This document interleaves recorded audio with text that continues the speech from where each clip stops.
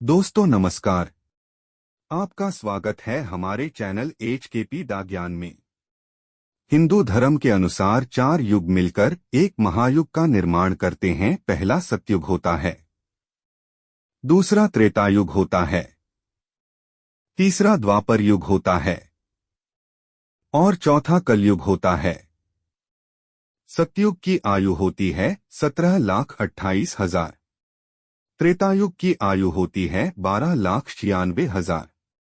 द्वापर युग की आयु होती है 8,64,000 और कलयुग की आयु होती है 4,32,000। जैसे जैसे पाप बढ़ने लगता है, उस युग की आयु पाप बढ़ने के कारण से कम होती जाती है। जब भगवान श्री कृष्ण जी की मृत्यु हुई उस दिन द्वापर युग का अंत हुआ और कलयुग का आरंभ। माना जाता है कि कलयुग का 5152वां वर्ष चल रहा है। इसका मतलब ये हुआ कि कलयुग के अंत होने में अभी 4,26,878 वर्ष बाकी है।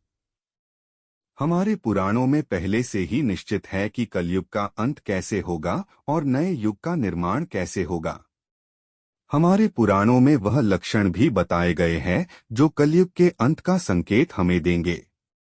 आज के इस वीडियो में हम आपको इन सभी बातों की जानकारी देंगे, इसलिए मित्रों वीडियो को अंत तक देखिए।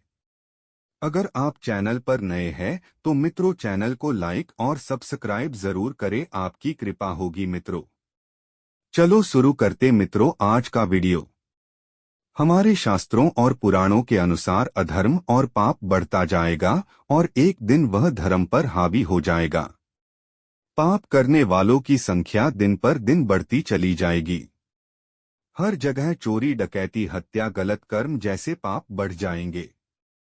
मनुष्य इतना हिंसक हो जाएगा कि एक दूसरे की हत्या करने लगेगा। जिसके पास धन होगा वही शासन करेगा, वो ही बलवान होगा।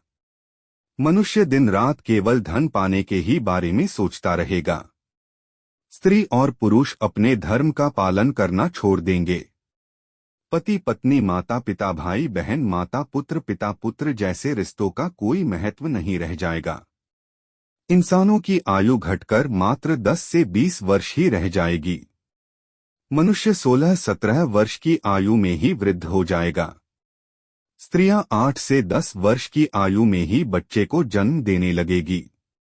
मनुष्य की लंबाई मात्र 4 से 6 इंच ही रह जाएगी।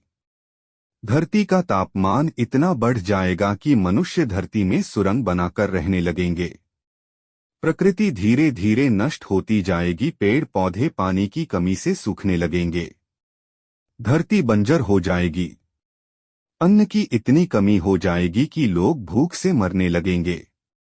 गाय भैंस छोटी हो जाएंगी और दूध देना बंद कर देंगी। सभी देव देवता पृथ्वी लोक को छोड़कर चले जाएंगे। गंगा, यमुना, सरस्वती और दूसरी सभी नदियां सूख जाएगी। पृथ्वी रहने लायक नहीं रहेगी, सब कुछ खत्म हो जाएगा। जब धरती पर केवल अधर्म रह जाएगा तब भगवान विष्णु कल की अवतार में जन्म लेंगे और सभी अधर्मी और पापियों का नाश करके धर्म की स्थापना करेंगे। धरती पर कलयुग का प्रभाव समाप्त करने के लिए प्रकृति 12 वर्षों तक वर्षा करेगी, जिससे सारी पृथ्वी जलमग्न हो जाएगी। फिर 12 सूर्य एक साथ उदय होंगे और वो पृथ्वी के जल स्तर को कम कर देंगे, जिसके बाद एक बार फिर से पृथ्वी पहले जैसी हो जाएगी। फिर नया युग आरंभ होगा जिसे सतयुग कहा जाएगा, जिसमें मानव फिर से जन्म लेगा, लेकिन इस बार अधर्म नहीं, केवल धर्म श्रेष्ठ होगा। चारों ओर धर्म की बात होगी, वेद और पुराण सर्वश्रेष्ठ होंगे। आज हम जिस कलयुग में जी रहे हैं इसका अंत तो निश्चित है। इसे हम नहीं टाल सकते, लेकिन इसका प्रभाव तो कम तो जरूर कर सकते हैं। जो लक्षण हमारे वेद और पुराणों में बताए गए हैं, कुछ हद तक ये लक्षण वर्तमान समय में घटित हो रहे हैं। हम आज के एजुकेशन सिस्टम में इतना आगे बढ़ गए कि वेदों और पुराणों को पीछे छोड़ते जा रहे हैं। संस्कृत भाषा एक समय पर केवल भाषा का एक नाम बनकर रह जाएगी। इसको मानव पढ़ने में अपने आप को छोटा समझेगा। संस्कृत भाषा बिल्कुल विलुप्त हो जाएगी। हमारी प्रकृति हमें सब कुछ देती है और बदले में हम उसी प्रकृति को धीरे धीरे नष्ट करते जा रहे हैं। दिन प्रतिदिन जो आपदाएं और हिंसा की घटनाएं हो रही है, वो हमें प्रतिदिन कलयुग के अंत का संकेत दे रही है।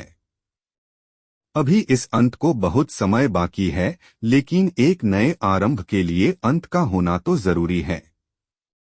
उम्मीद है आपको वीडियो में दी गई जानकारी पसंद आई होगी।